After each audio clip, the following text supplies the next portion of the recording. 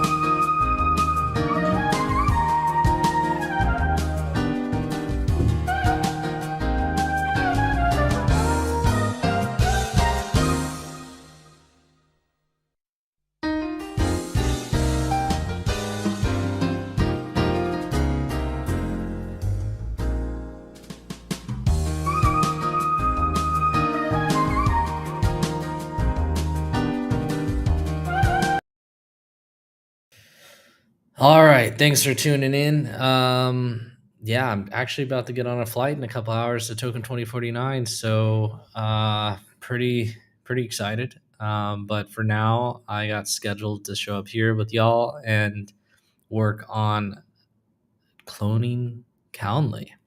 So Calendly is an app where you send an invitation out to somebody and be able to get them to book you in your calendar and get your availability. Coop Clones is really about just being able to clone these apps within a time period. I want to try to cap it at about 2 hours, but today, since I'm hopping on a flight, I only have 90 minutes, so we'll see how far I can go. And it's actually a really special day today because today, September 30th, in Hong Kong, Claude Sonnet 4.5 was released.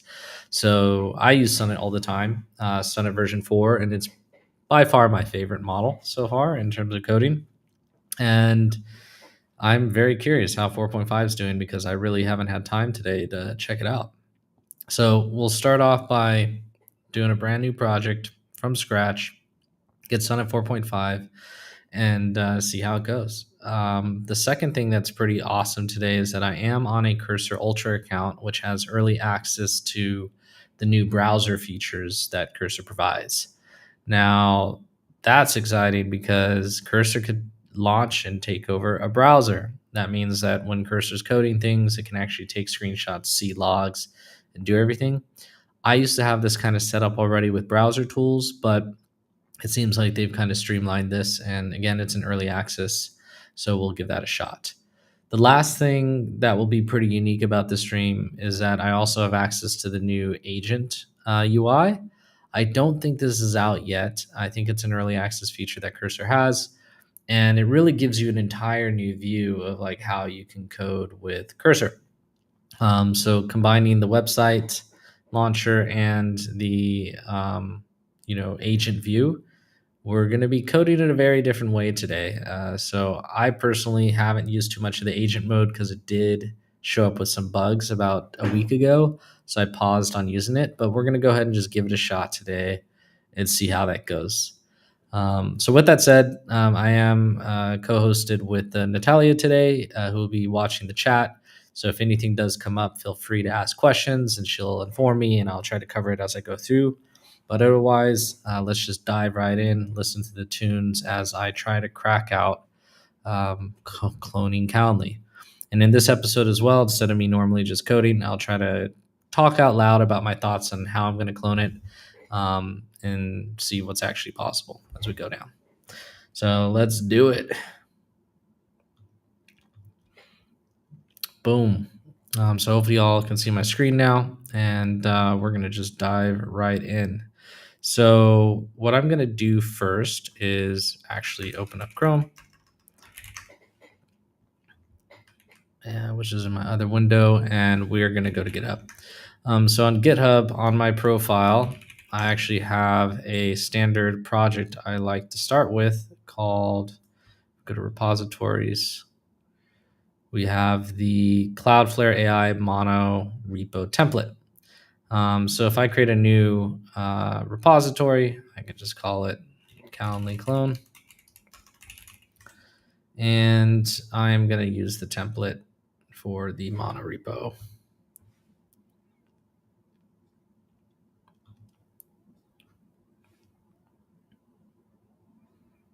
I always like to hit the refresh button because it's actually already done. And we'll hit the copy, boom, boom, so that we can clone it on our local desktop. That's really funny. I don't know why this calculator's right here. I must have been messing with it. So let's go ahead and clone a repo. I like to put my stuff in workspaces. And we'll just straight up open it. And I'm not sure why I don't see the option for the agent UI. So if we go to beta, we want to enable plan mode, and we do have the agent window. So that's there. But oddly enough, agent's window is not showing up. There's those tunes. Nice.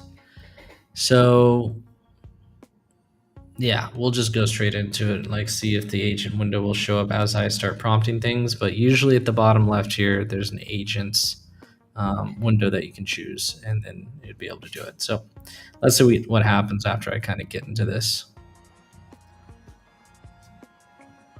Also, there's new UI at the top right, toggle panel, toggle sidebar and everything, so you can kind of get started, which is nice.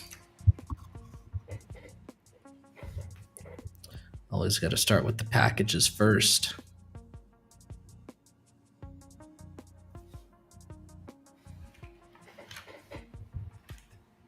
Cool. All right. And I like to delete the agent template and MCP template because we're just going to be creating a web app today. Let's just go ahead and clean up those dependencies again. And let's go and try the new browser tool. Can you start a dev server in website template and open it up in browser? So you have to at the browser. It's a bit of a hidden feature at this point, but when you at it, it will consider what you can do with that. So let's give it a shot and see what happens. Oh man, is Sonnet 4.5 going to disappoint me today with no responses?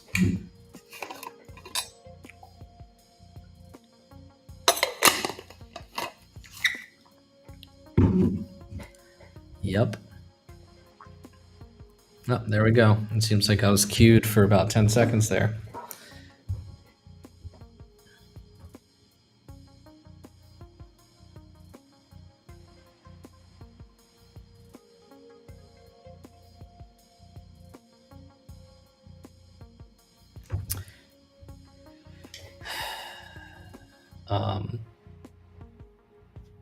Please run it yourself and open it up in the browser.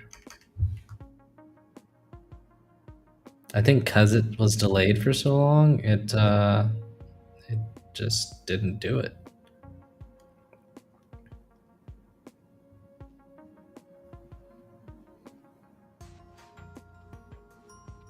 There we go. So it's not able to access localhost. Waited 3 seconds. Let's look at what it seems like the app is not actually able to start because it panics.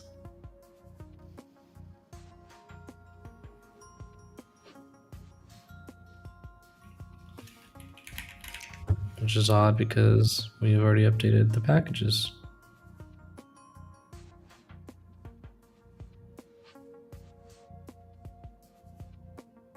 Second time around, it worked fine, it looks like.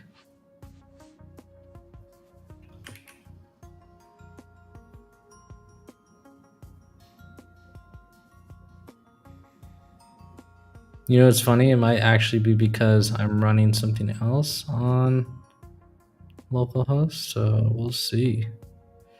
Oh, okay, I see. Kill package dot lock there, pm dot lock, and we should be good.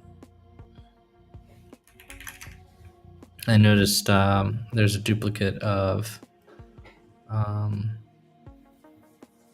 modules there, so my open source repository is not as cool.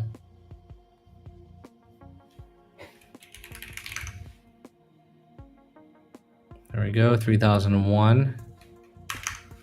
And let's see if we get a website. There we go. We got a website that looks broken.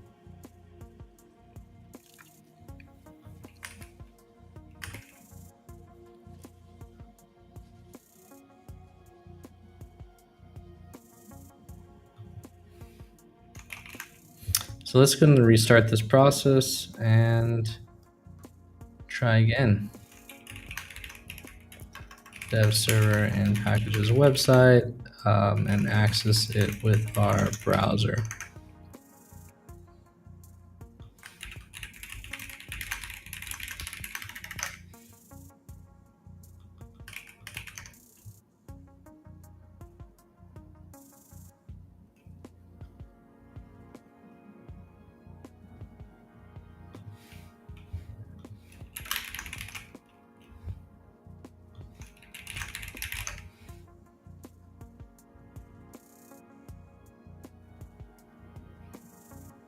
So it took a screenshot, says it's not connected.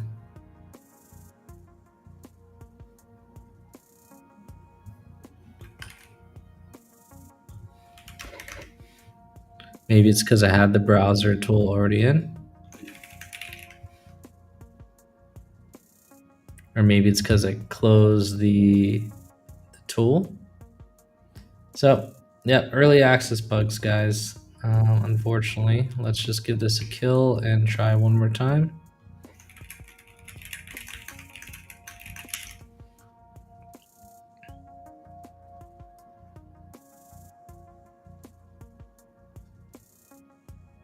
Yeah. All right, not looking that cool. So let's go ahead and just get to work. So what we want to do is that we want to create a Calendly. So that means we need to have a landing page where we can book off of my calendar. Now, there's several technical problems with this one. The first one is, what are we going to do in terms of getting our calendar data? Like, are we going to go all the way and try to access my calendar today? Which that's a huge technical challenge. The second technical challenge is, am I going to send an email invitation when I send it out to somebody? And what's the standard format of like sending an email notification when you send that email invite? So those would probably be the top two things that we're going to struggle with today. And I think getting the calendar data, let's do a little bit of research and see, you know, what is going to be possible for that. So I want to clone Calendly, and I'm curious how we can create a prototype that actually connects to my Google Calendar data. I want to make this dead simple for others to use. So login with Google would be best, and clear steps for others to be able to set it up on their own Cloudflare account in minutes is ideal. Please advise, don't code.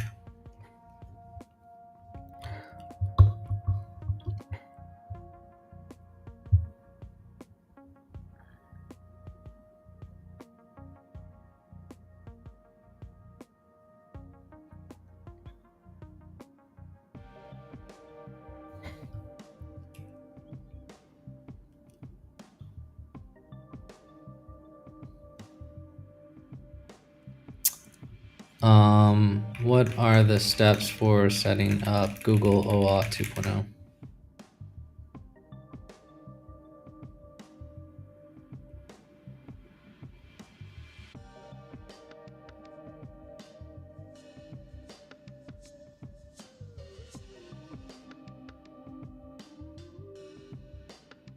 Yeah, see, I'm gonna have to go to Google Cloud and like actually set this up. Fortunately, I already have like a project to do this.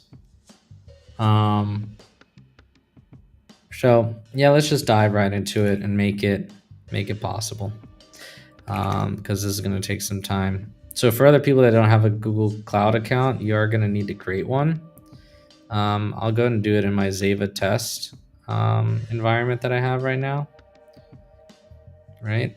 So I'm logging in. I'm going to create a new project and do Zava test. And we'll, and then we're going to create the project. And then we're going to go to API and services on the left sidebar. And we're going to go to credentials, if I'm not mistaken, because I've done this before. Library, actually. Boom. And then I guess we're looking for calendar. Google Calendar API, and we need to enable it. And then it takes a few seconds to enable. We're going to go back to library and search for Google People API. So we'll go back. And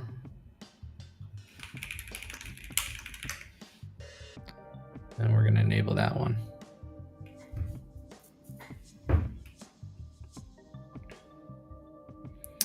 So now we got to go to API service and OAuth consent screen.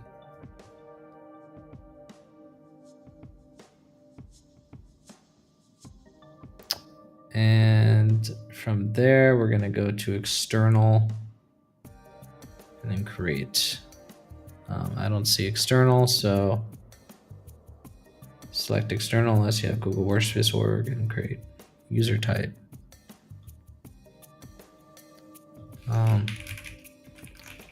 Coop Clones Calendly.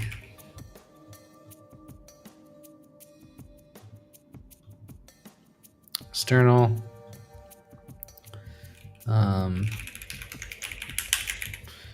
Doing my personal email and continuing. So after we get that, we're then going to user support email, did all that good stuff. So we don't know where our Cloudflare Pages app is going to be, but I know it's going to be on pages.dev. So we're going to need to deploy this app real quick. So in the root of the website template, let's just give this a name real quick. We'll call it Coop Clones Calendly, and then we'll do a regular deploy to get it out there. It's saying that this open next project is not found. So I feel like we're just off to a bad start because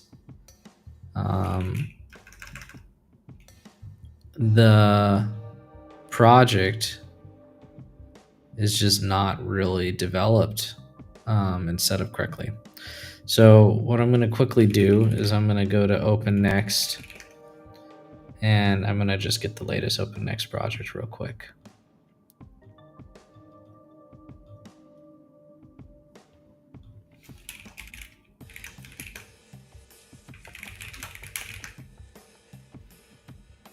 I just deleted it. Hopefully my internet is okay.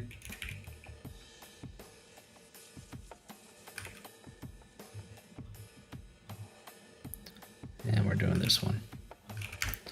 Cool.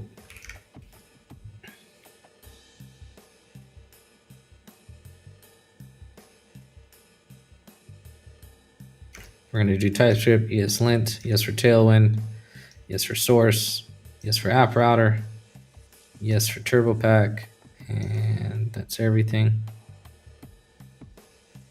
It's probably going to install it at the root, which I'll fix in a moment.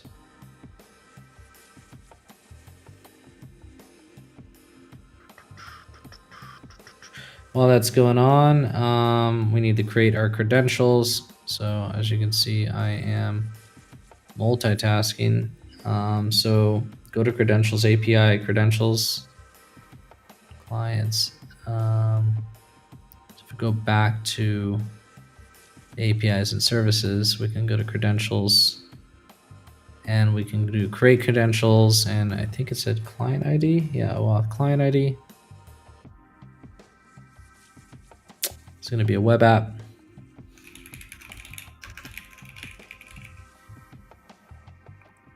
And then that's where we need that authorization URL. So we're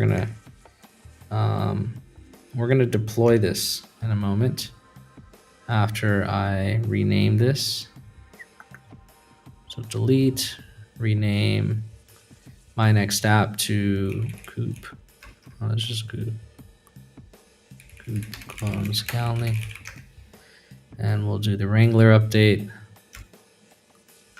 Coop Clones Calendly. We'll install our packages again.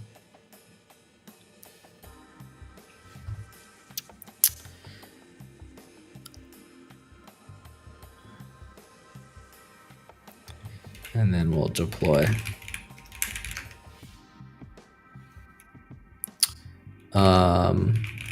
What the heck are you talking about?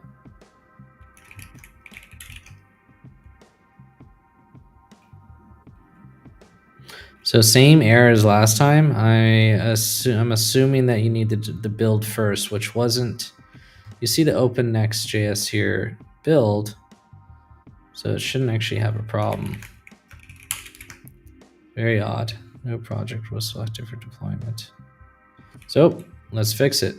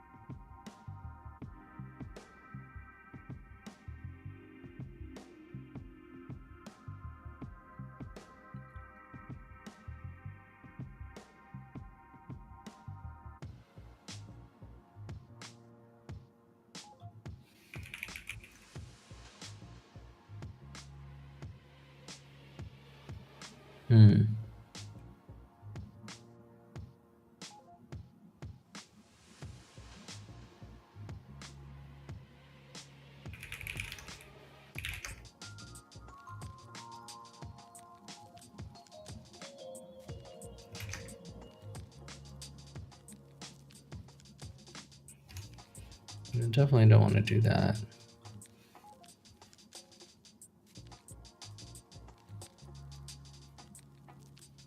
I think I need to relog in. I think maybe there's some authentication issues. So I'm relogging in real quick.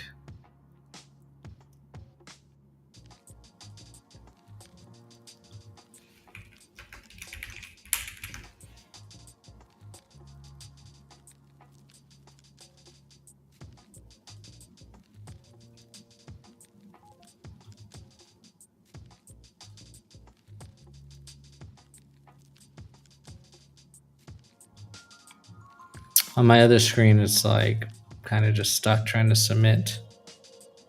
And it's probably because it closed this right here.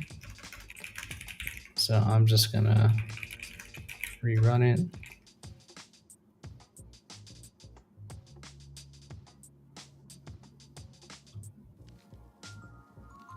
Now we're good. Still says no project was selected for deployment.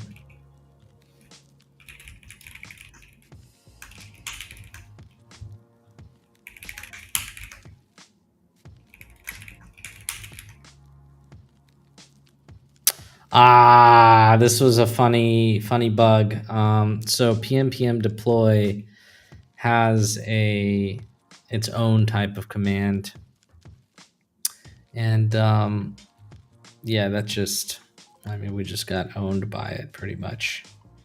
Cool. Okay, so let's just delete all this stuff real quick and do pmi again, and then pm run deploy like that.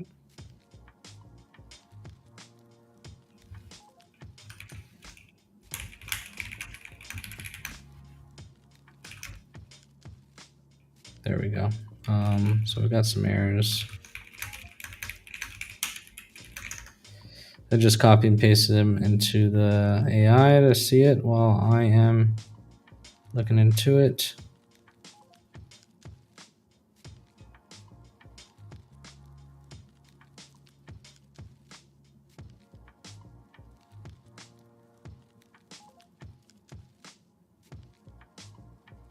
So this is an unstable version of OpenNext, it seems like.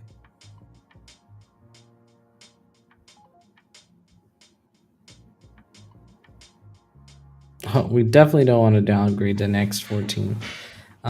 So I think what we want to do is actually get back our original project. But let me just double check here.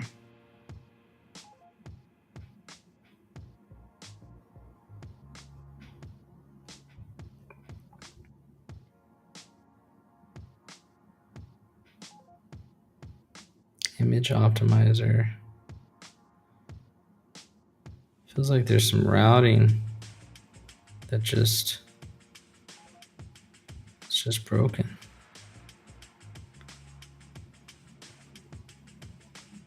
So I have a feeling it has to do with the latest version of OpenNext.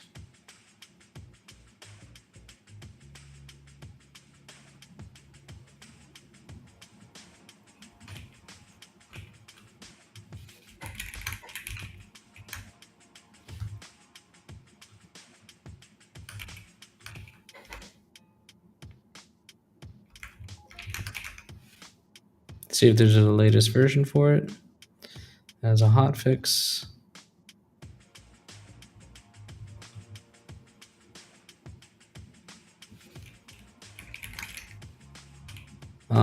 So yeah, we're behind by like, looks like 1.9.0, pretty big update.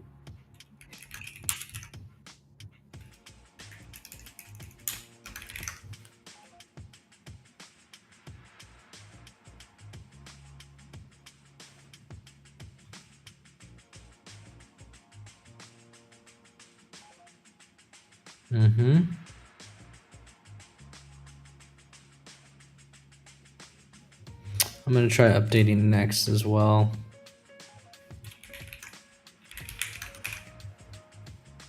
Because I think this must be, if we're running TurboPack, this must be considering the latest version 15.5, which just became the new standard for Next, and 15.5, not 15.4. So I just have a hunch. If not, I'm gonna revert back to my Git repository.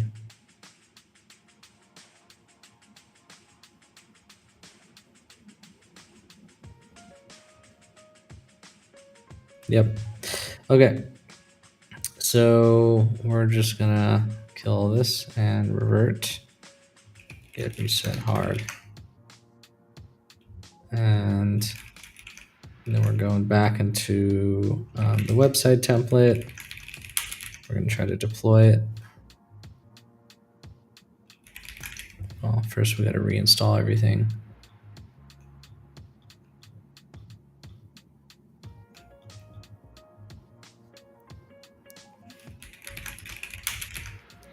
Then we try to deploy.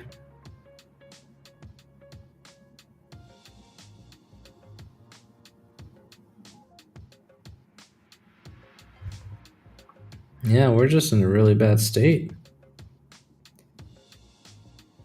Again, the package lock files, pnpm lock, delete the nodes.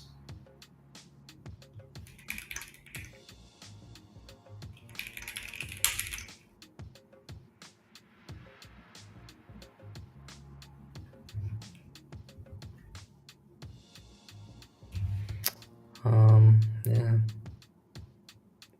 So these errors are much better. These are using AI elements in the cursor. I don't think we need these right now.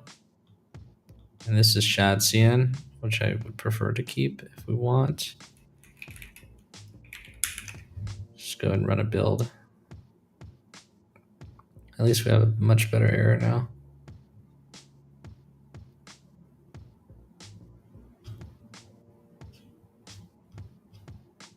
Cool. We got a build that's successful.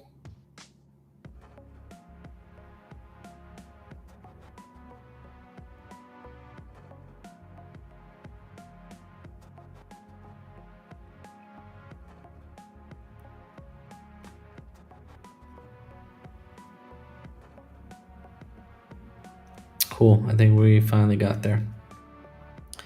Okay, thank goodness.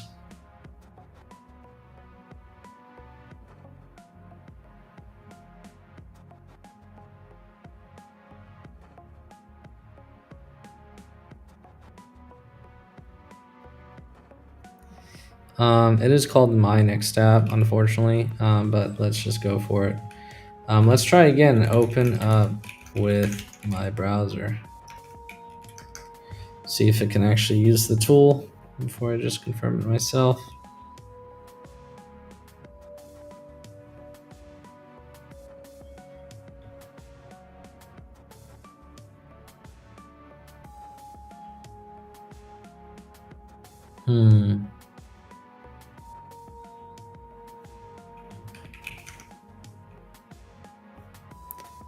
So one thing you need to know in order to get workers devs working correctly is that you do need to have, I think it's dev defined. Please enable workers devs in English. I think it's that, but it says it's not there.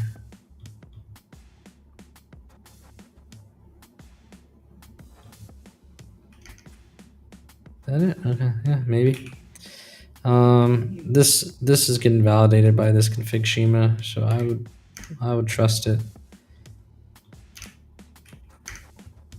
Because what happens is that you get preview URLs every time you deploy workers dev, and by default they decided to disable it because there's like some old preview URL hacks that have come out. So once this deploys with this configuration, I think we should be in a better state.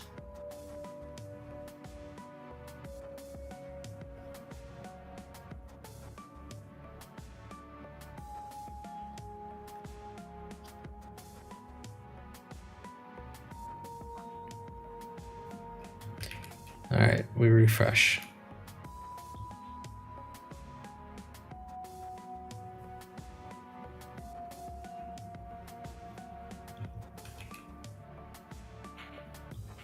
Should take a second to pop up.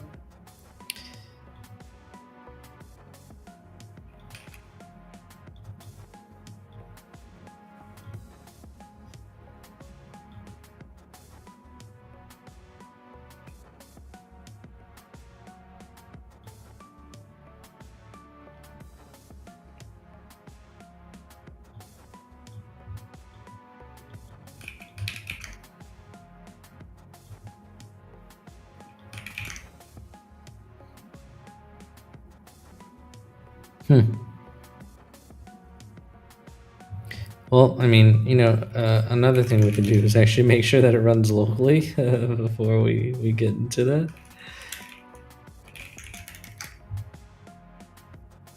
Compiling. Yeah, so we still got this crappy looking UI. And then we have this. So, I mean, we're going to be testing this on our local anyways. So, one of the things that you do need to do in general is that you will need to configure local hosts to run. And then for our redirect URIs, that's where it should be giving us a bit more information. And then we'll debug the cloud version in a moment, which is odd that it's not working. So local deployment, we need this callback. And for production, we would do something like that, which we can do later. But yeah, I'll just configure that later. And then we'll create it. So here's the client ID. So let's just go ahead and build an environment variable. So another thing is that when you do .env, you need to do .m files for local, and then .dev.var files for production. If you're going to do any CI/CD stuff, but just something to consider. Feel free to steal this on the stream because I'm going to delete it at the end. It's optional for backup. Copy both values and need both of them. And then we would set up our secrets, right? So this is where we would actually set them up in the cloud. So you'd actually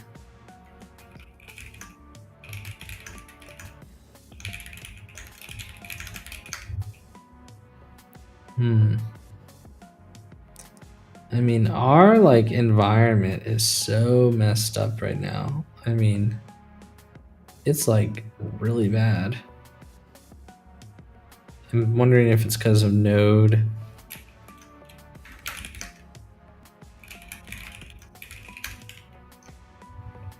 I know Node 22, I think 22 or 20 is what's supposed to be working with Wrangler.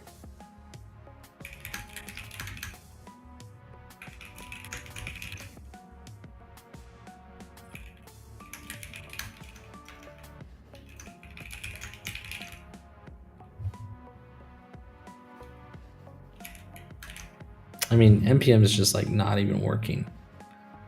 Isn't that crazy? So let's just do, yeah, it's just this particular environment. Anyways, okay, cool. So now we got our client ID and secret. Then we are going to start modifying this app.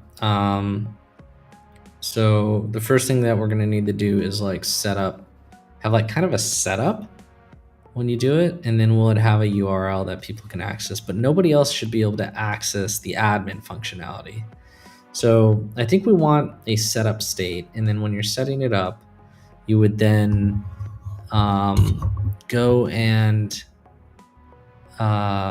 actually connect and create just kind of connect and kind of get it all set up. So we want an installation page first. And that installation page would then turn into the Calendly page after it's been set up, and within maybe /admin would be the place that you'd go to login with Google again to modify those things. And you would be able to do this somehow dynamically, and it's stored in a database. So that means we do need to introduce a database. So let's go back to our setup. Add the dev.vars, publishing when ready. Okay, we're not going to do that. Okay, it just gives us some more information. Cool. Okay, so we're here, and we're going to do the next part. So I've set up our Wrangler files, our secrets in .m as Google client ID and Google client secret.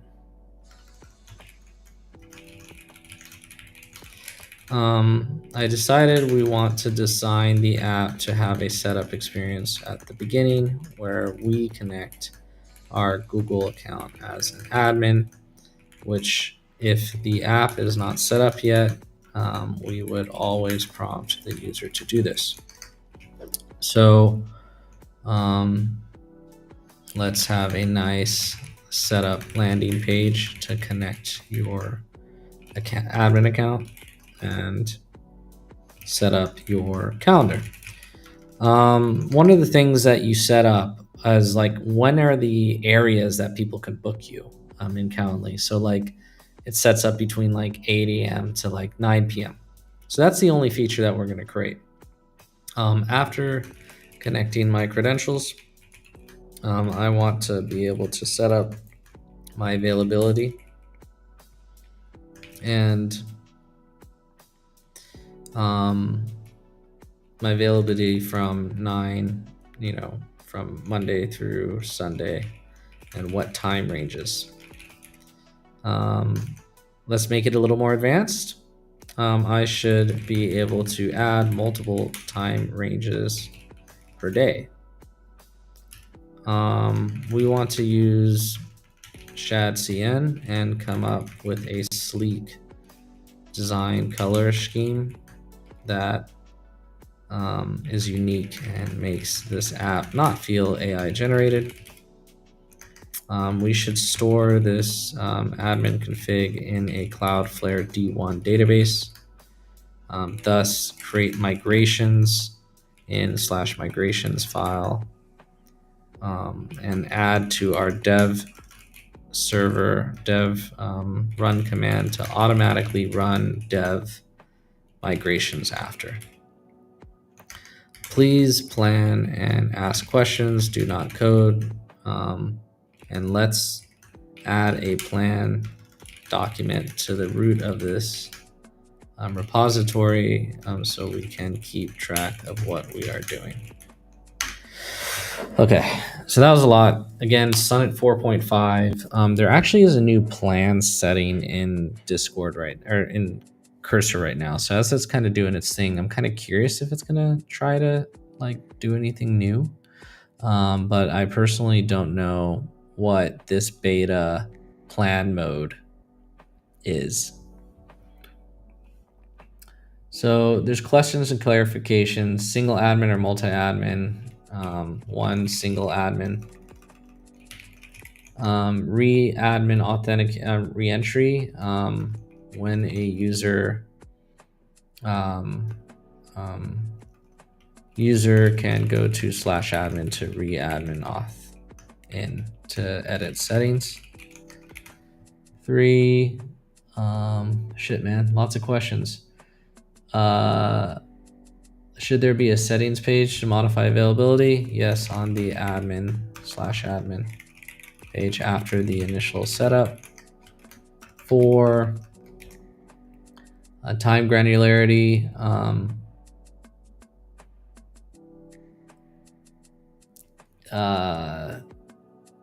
Time slots should be set as 15, 30, 60 slots as an option.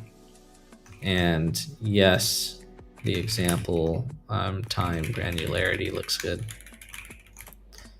Multiple time ranges per day, max 5 time ranges per day, and validate they do not overlap.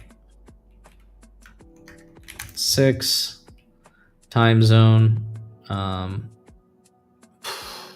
I mean, time zone's like so important for all this stuff. You should so like time zone when viewing the calendar, use browser's local time zone to reflect availability. We'll just keep it at that. It's quite a debate. I don't even want to talk about it. Breaks and buffers. Let's skip breaks and buffers for now. Color scheme not AI generated. Option A, warm and modern, bolder professional, fresh and minimal, vibrant and friendly. Let's go with option D for our design.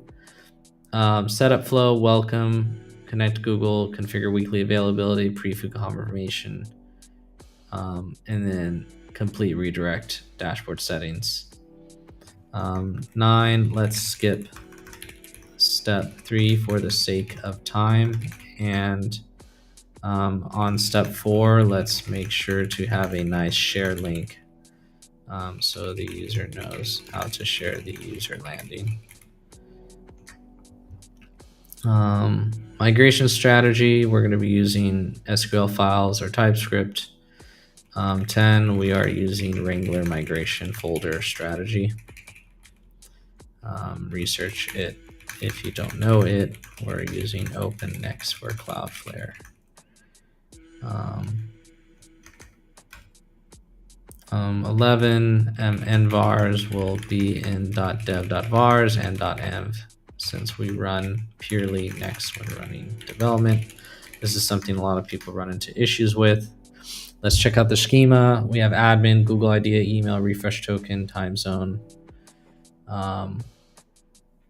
I don't know if that's the right information, so I'm going to ask is storing only the refresh token enough to continue to always have access to the calendar? For the long run, we want this app to be able to always have it since I authorized it. So did we store everything we need under admin? Availability looks good.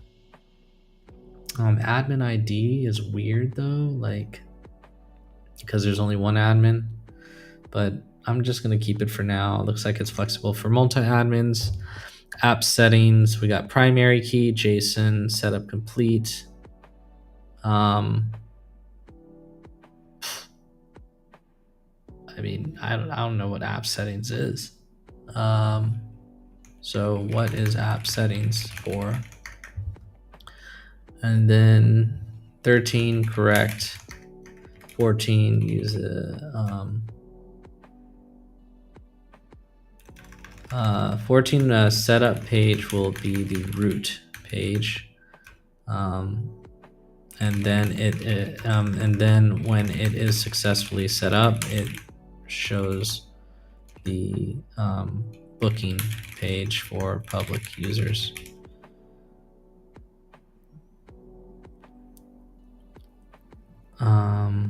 I suppose you can forward it to /setup /admin setup and add auth as the root to admin. Public booking page is just the root. Cool. Cool. We're creating a plan. Let's see what it says to that. Wow, that was a lot of questions. Feeling a little tired there. I can use a little Red Bull or something.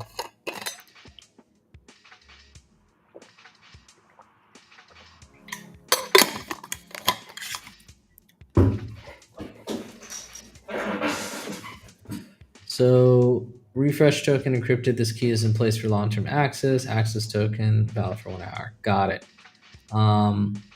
So where the heck is the access token? I guess it's just something that I generate with the refresh token. Okay. Got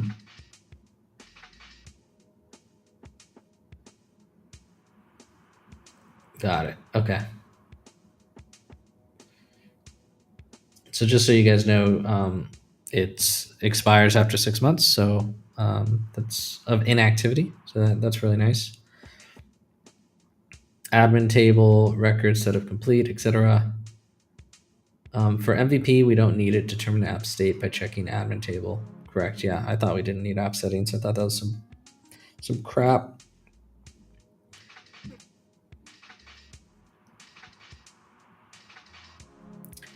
Booking settings. Okay, cool. That looks good. D1 database is correct. It understands migrations, understands how to run it, and everything looks good. Let's do it. So the only thing that I'm not sure of is like what the calendar page is going to look like. We didn't talk about it. I also mentioned using Chat CN at the beginning, so I'm not sure if it's actually going to do it. So we'll see. We'll see as it goes. Again, I wish we could be doing this in the agent view. Like it'd be like really nice, but that's just not showing up for some reason here at the bottom left.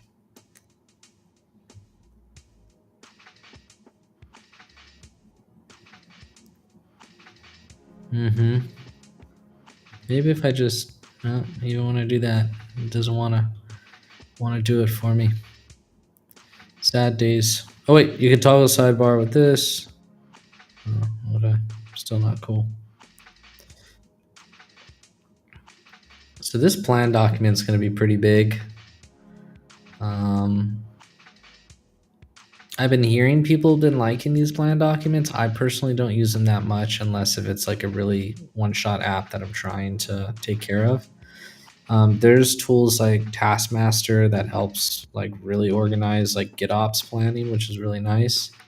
But yeah, I mean, I'm building a lot of tools that are kind of doing this task management for AI agents in the cloud. So planning is going to be kind of in a database versus like a document like everybody else is doing. But here we go. Plan overview is going. So I'm always watching our context down here. Our context is probably at 57 right now. So I'm okay to keep going. I want to try to keep it under 200 because it costs a lot more money if we go over 200, even though we have a 1 mil context. So let's see. What is phase one? What is the plan? Phase one. So if we open up plan, phase one is admin availability configuration and OAuth integration. Cool. Yes. Yes. Good. That's exactly how I would have done it. So let's do it. Oh man, I'm getting excited. Phase one. Let's go.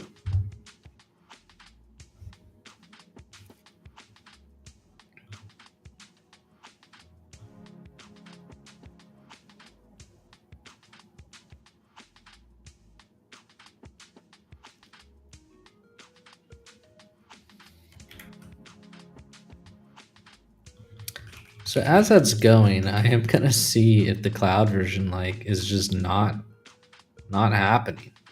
So since it's not happening, I'm gonna multitask. Let's update our Wrangler to have a custom domain of this account has access to a few domains. There's nullshot.dev. So let's just do book.nullshot.dev.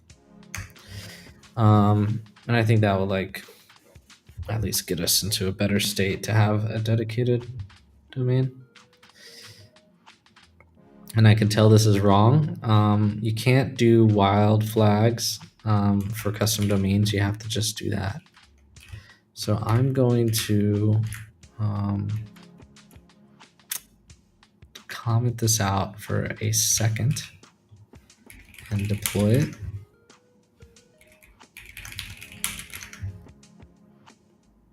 There we go. Simpler code review right there. You see that? That's the thing we're going to open up in a minute. Okay, it's looking for a binding. So, you know, I'm not going to be able to do that. Boom, guys, the agent view that I was talking about earlier. So this agent's over here doing its thing in the other window. So it's like trying to take me back here, unfortunately. And this thing is just jamming, right? It's doing a bunch of code. And then, but moving forward, we will be able to use this. And this is really nice because you have your terminal. You have a very nice clean change log here.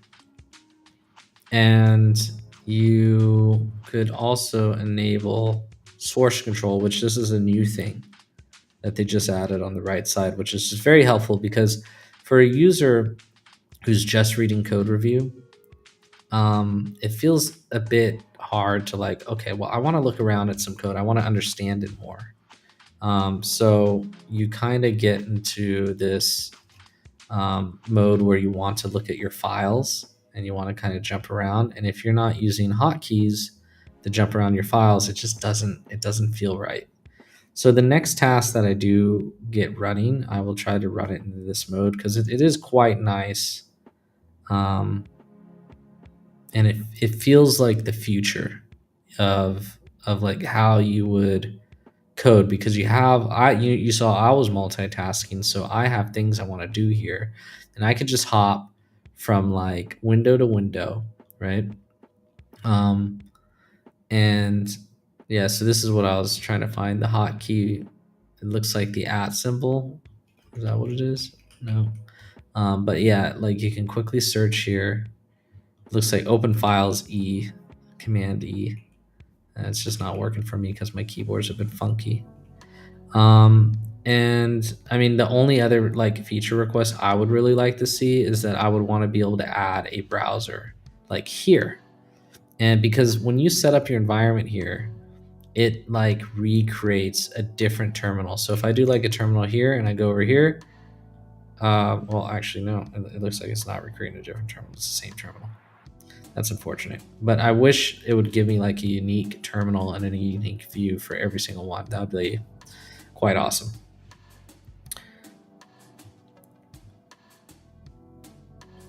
So there's a lot going on here. As you can see, I'm like not reading it. I'm being a lazy dev. So let's get into it. So here's our schema in the correct place, and it looks fine. It does the migration before we run dev. I like to set up my environments this way. It just feels good to always have the latest database. It looks like we're getting a bit more of the design, and you know, I personally don't know how much of like editing the root versus the dark is good, bad, or ugly. And I don't know, like if we look at foreground and dark versus foreground, it's navy versus warm. So it is doing a nice dark mode for us, which is pretty cool. And this is something like, that's what the agent view would have been nice, is that you could just scroll down and read all these changes. So hopefully we can do that in a moment for phase 2.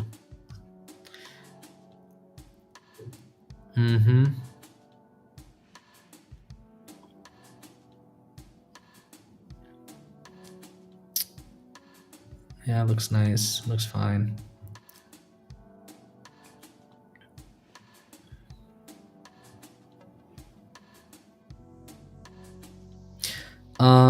So for the database stuff,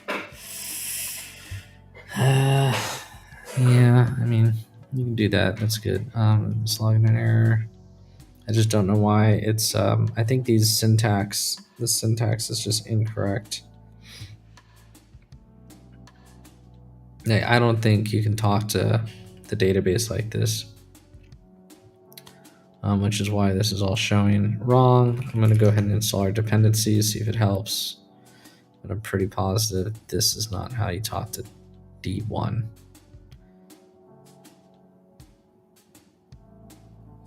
Unless if there's like a new version that I'm not familiar with these types. So we'll probably fix that. Another thing that I like to do is I like to run TSC no emit prior to next build, because that will crash really quickly and it will catch those errors for it to debug. So I'll say, please run pnpm build and debug the errors, because you know, it says it's debugging and finding linting errors, but it's not all the time. So I always try to just do that. So let's keep going through the files.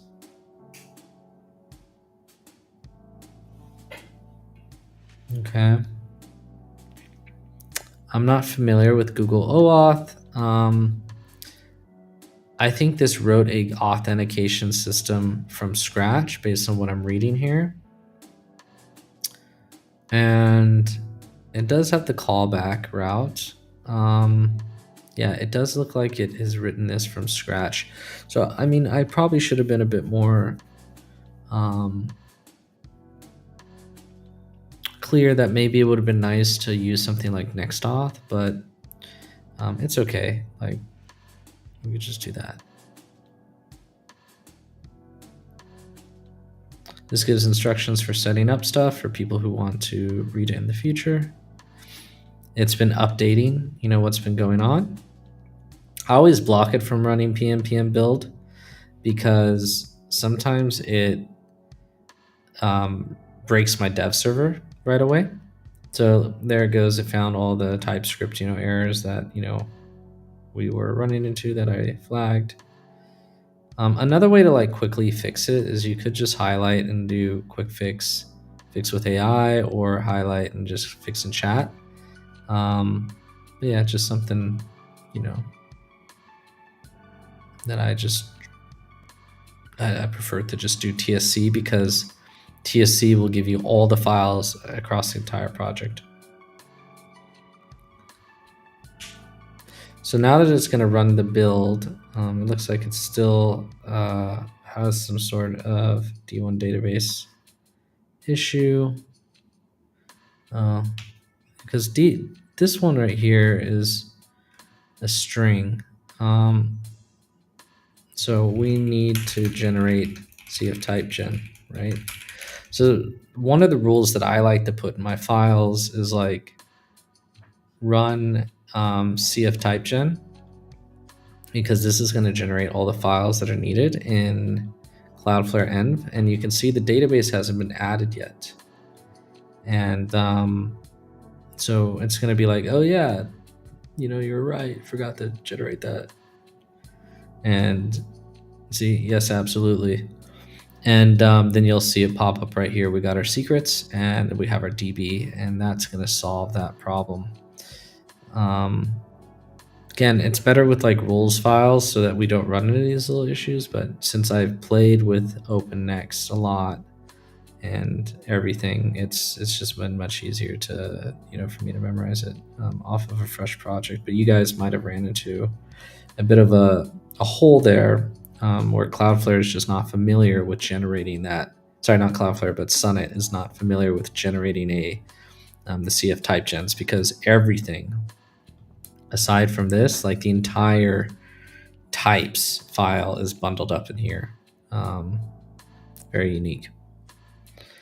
Cool. We compiled, but we have linting errors now, so it's going through and fixing lints. So we'll see how that goes, and then we'll be able to test the first version.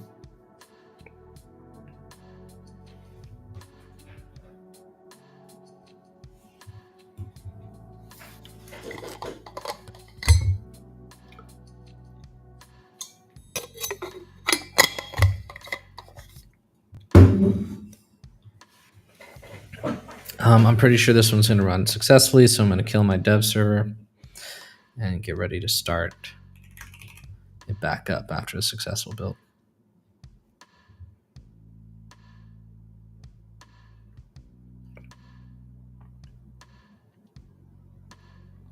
This is probably the most chill music I've had on the stream. I'm usually like going at it.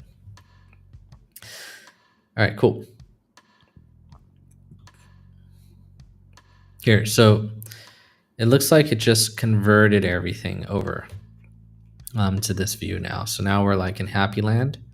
And as I was mentioning, look at this. Like, you could just scroll and accept it one by one and review each line.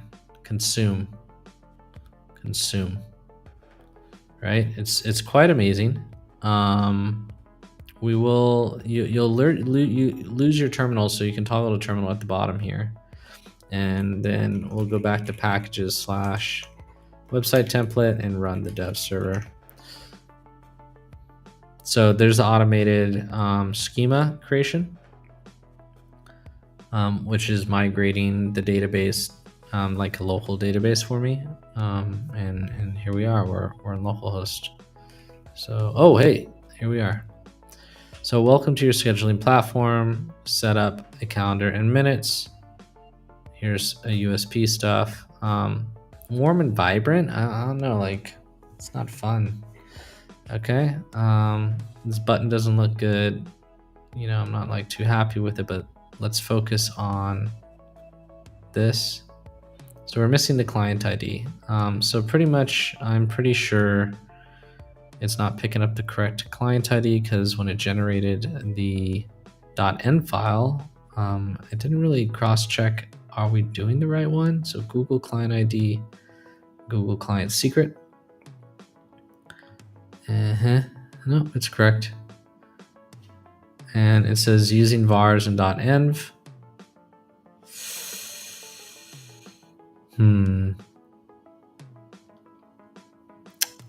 So let's try this one more time. So what we're gonna say, like, okay, we're testing the site, but it says incorrect client ID URI when connecting to Google, which means it's not using our secrets. Please check with browser. Yeah, I'm very curious. Ooh, my friends, we have a browser in the agent mode. I've been waiting for this. Oh, so stoked. So stoked. I can't wait to see what this does. Is it gonna just take it over? It would be nice.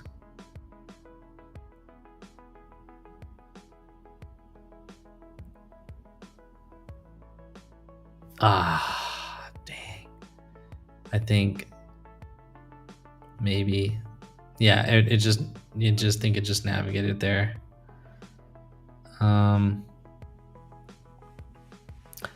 Oh, okay. So when you're using process.env on the client side, it is going to, you can't use process.env. It's just not a thing that Wrangler does. So you have to support Node.js process. It's like a tool for processing. So let me fix that real quick. Let's just say you cannot use process.env in opennext/cloudflare. Please use the .env that is generated. Can you not access that? Just like fix it the normal Cloudware way, but we might need to just get that thing that I was talking about. Bad request. What's going on? Okay, it's because we got browser in here, right? So let's just kill the browser. No.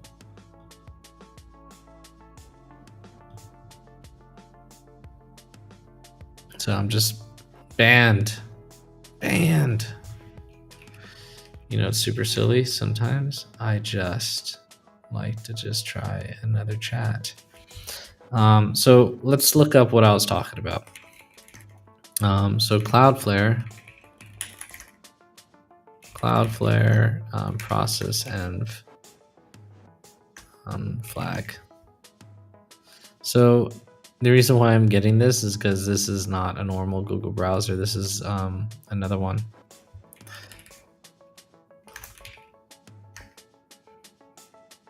So I'll show you right here. Let's just try this one more time before we create a new window.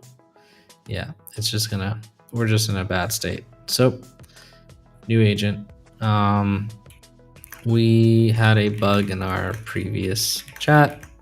We need to update and enable using process.env with Cloudflare, which isn't enabled in the Wrangler file, and double check that we have the correct .env set up.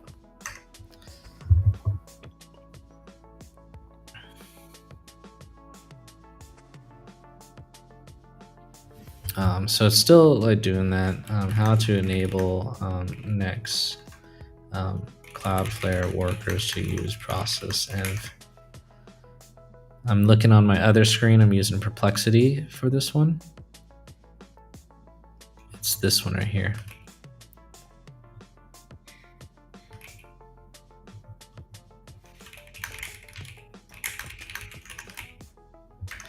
So yeah, I just so you guys see, I like to have a Perplexity screen, and I'm always just using the desktop app for it, and I can just quickly use Command Shift P and be able to get access to it.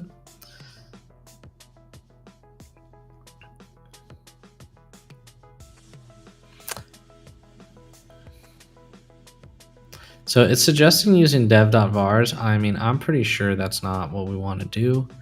And we didn't have an encryption key. So let's just go ahead and set it up. Again, this is why having this sidebar, it was really nice that they added this. So where's my dev.vars? Boom.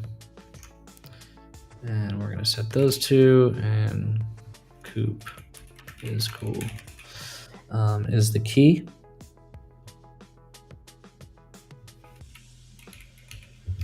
Oh, I gotta generate with this. Oh, darn. Okay.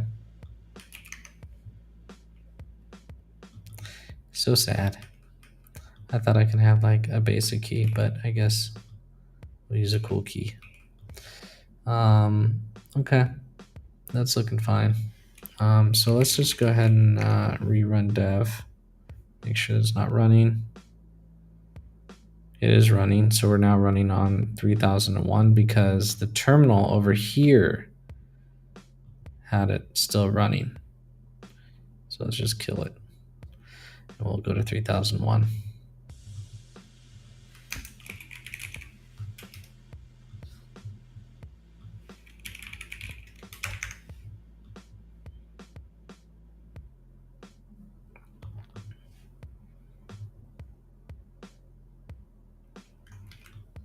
So redirect URI mismatch. I think this is because something probably changed. I just took a screenshot on that error, but it is a different error if you guys are paying attention. New error, screenshot, and I'm pretty sure I'm going to need to go to Google to fix this one.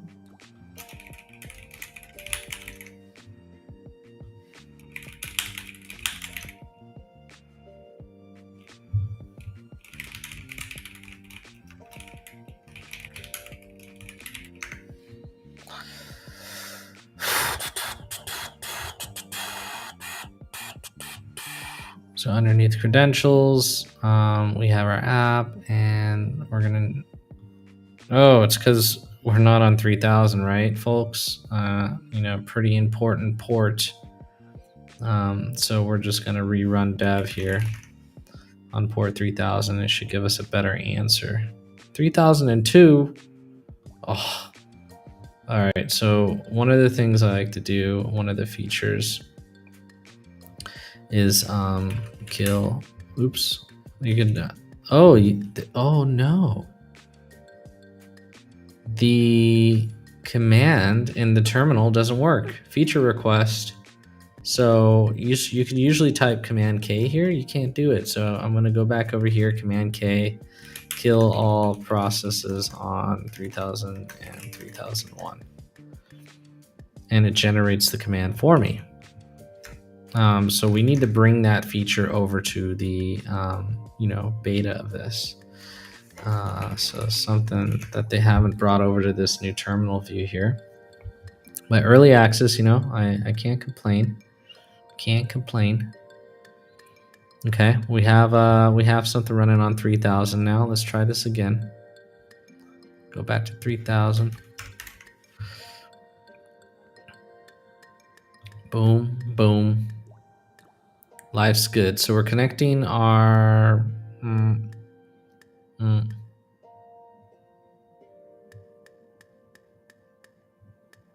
yeah, let's just do my personal. I haven't completed my verification. Oh no. So how do I do verification? Not required.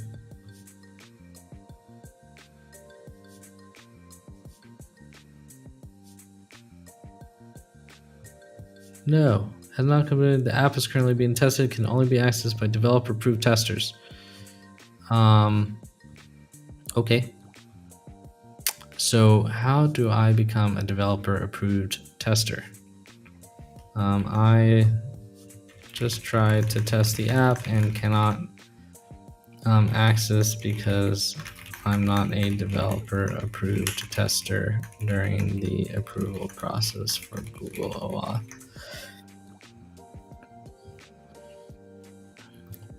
That is sad. I remember testing this before, and I think if I turn this on to audience and I turn it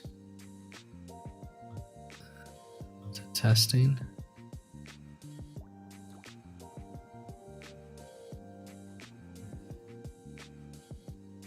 I don't know if that's gonna work, but let's just give it a shot.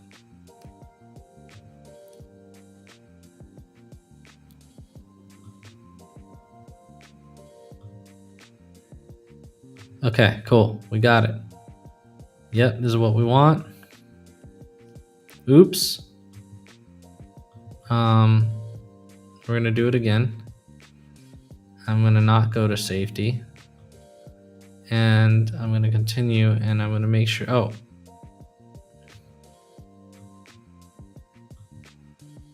Okay, has access. The reason why I went back is I didn't check that box. So make sure Coop Clones. View and edit. Okay. Yeah, that's fine. Okay, so it's like, it's good. Okay, cool. We're good. Now we're setting up availability and it goes in a loop. Okay, cool. So we could tell it. So everything is working now. We have it working now where we are getting a callback with success, but it's not taking me to the next step to start setting up my availability. And I like to give it some logs, copy paste, and see what it says next.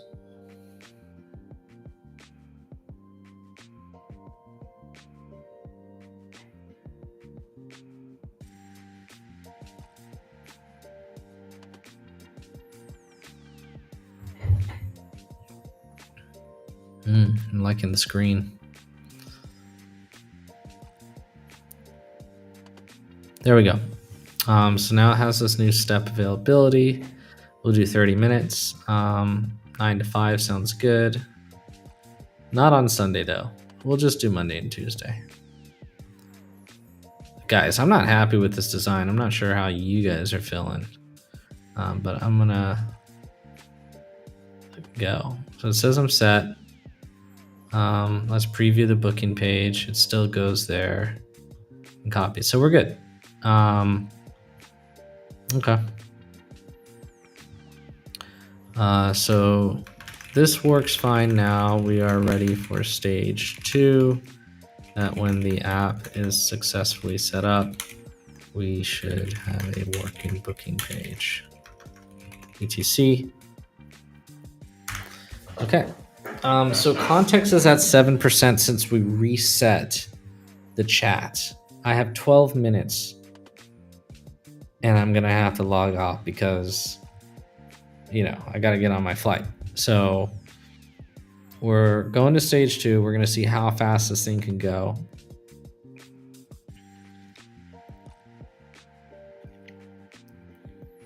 So we're adding more SQL. I'm gonna apply all here.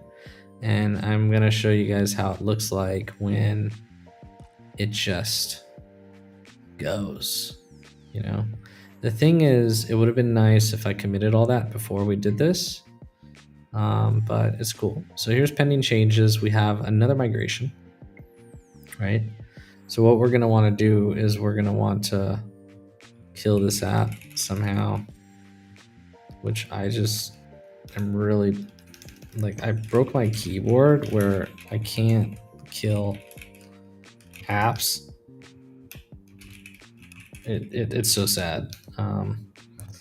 I'm getting a new MacBook Pro right when it comes out. I hope it gets announced this month, but I'm guessing it's going to be next year. So anyways, the reason why it would have been nice is that we're going to need this migration to run. I like that it's creating separate types files. Usually I need to tell it to do this. So I think Claude 4.5 has gotten a bit smarter on just making sure that types are written out.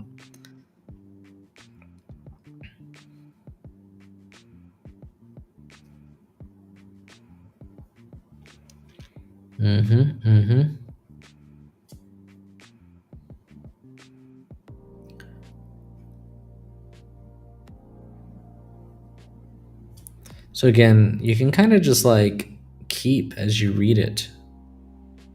It's pretty nice.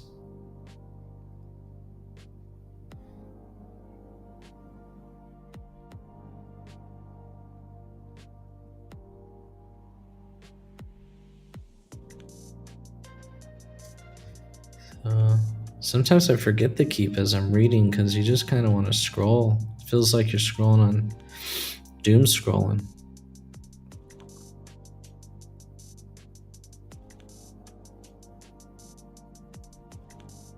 Did we really deprecate? Did we deprecate it? Okay. Is that a deprecate? Okay, so yeah, this is our own deprecation. Oh man, we deprecated. That's funny. Okay, whatever. That's pretty silly. Deprecated an app within an hour. It deprecated a function within an hour. Who does that? You would delete it. You would delete it and just like use the right thing. Please run pnpm build and debug the errors. But it's looking about right. The thing that I'm not happy with is I'm going to need to kill that terminal and run deb, but the thing is it's not going to run it on the correct port. Because it's going to go to 3001 because the terminal didn't actually kill it. So I am going to run this command again.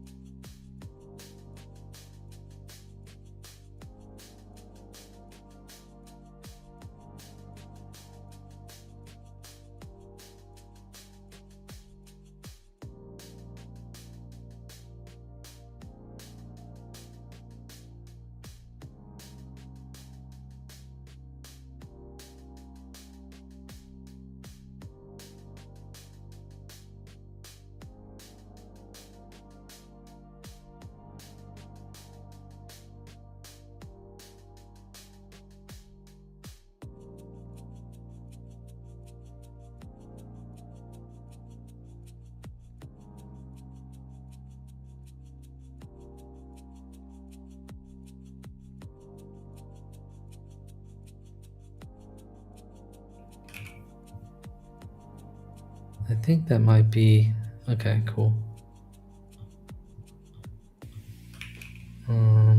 So we're gonna need to fix this with our main agent.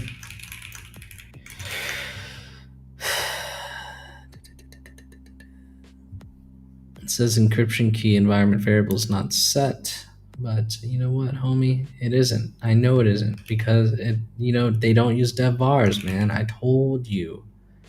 It doesn't work like that. I knew it. All right.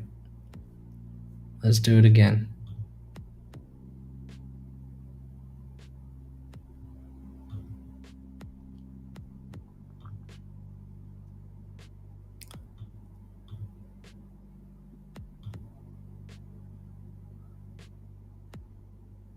Come on.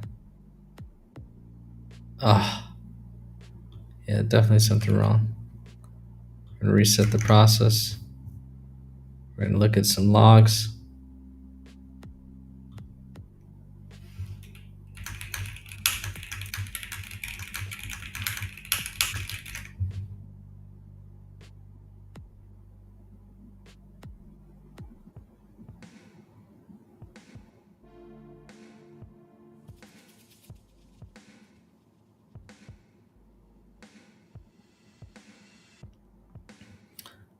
Yeah, this is actually the correct way to get it.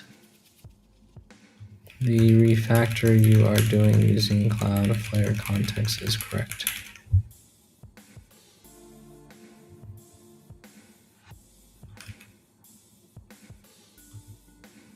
So we weren't saving any data yet. That is what was going on with 2 minutes left.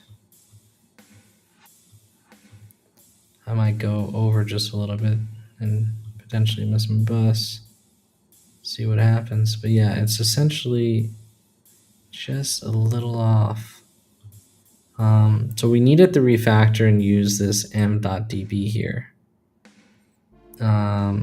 Because I have no clue how the database would have been able to do it without getting access to it like this.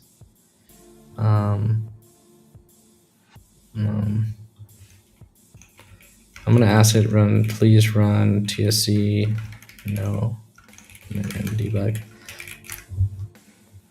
I honestly needed like a hook or something like that after editing a file to like automatically do this, because it's gonna, for some reason, Cursor has been having issues finding these linting errors by default.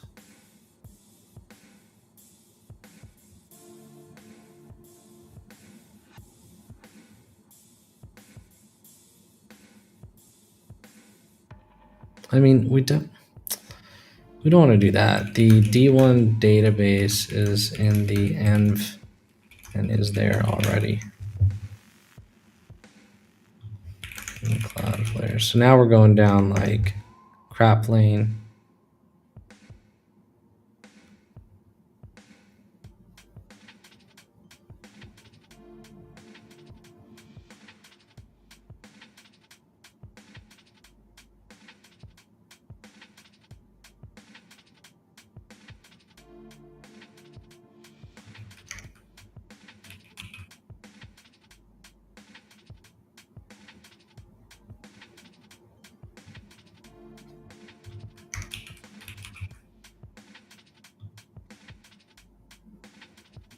I just saved my end file. I think this might fix it, but I know we just broke the database. I'm kind of wondering if, since we broke the database, if the old database was actually working. This.db, this.db is there. It depends on how it's constructed. I actually prefer creating a repository pattern. So it's a bit odd that's there.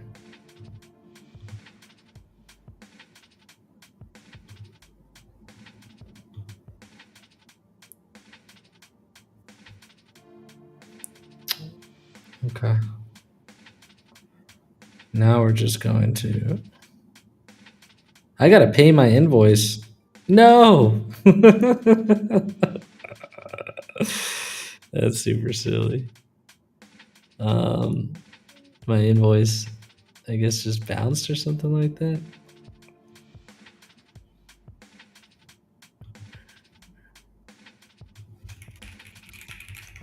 And my bill is currently $1,800.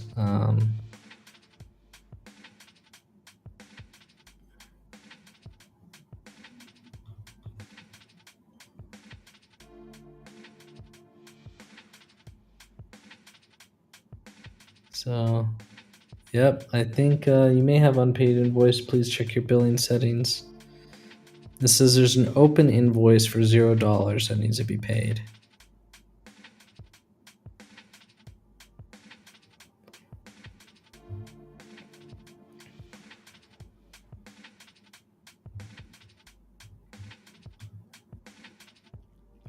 Okay, so I'm gonna log here in a minute, just because I've kind of ran out of time, but I think we can continue this on the next episode, and we'll make the UI actually, look better. But the main thing that we are stuck at is A, I need to pay my invoice, and B, we need to make sure that this database is working correctly. So I am trying to pay my invoice while doing this, but I'm just going to minimize this so I can make my bus time. Natalia, you mentioned somebody on YouTube is asking about the web project. So you can go to, I'm just going to go ahead and commit my code as its current state. So we will stage everything right here, and then we'll do a magic commit. And I'm going to push it to github.com/disturbing, and then /cloned Calendly is I believe the project. So I'll double check right now, but it's github.com/disturbing/Calendly clone. So you're going to see all the code here in a moment. And then, yeah, I'll continue this and get this buttoned up on the next episode. Was there any other questions, Natalia? Awesome. All right, well, everyone, that was fun. I'll make sure that, it looks like I accidentally committed my .m file. Right here. This .m vars. So please remove .m.dev.vars.example from the Git history. I don't even know if that's possible.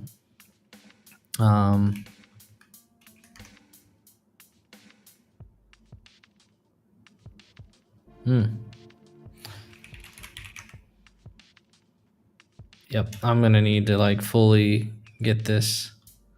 So I'm gonna just I'll show you guys how to fix this so you can get all the logs. I accidentally committed my secrets into the repo. Please fix C logs. You could just let.